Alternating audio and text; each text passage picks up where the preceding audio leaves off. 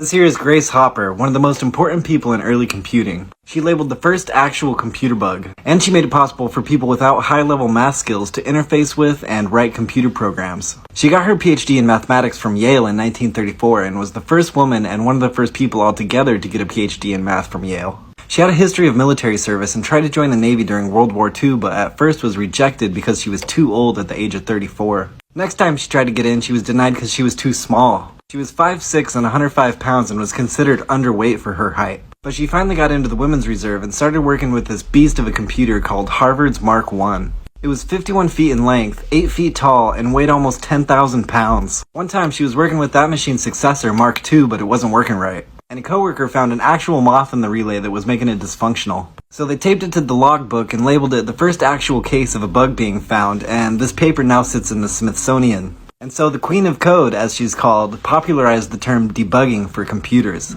The thing that makes her super important in computer science, though, is she invented compilers, or English-like computer languages. At the time, those big old computers were using machine code, and you basically had to be a mathematician to write machine code.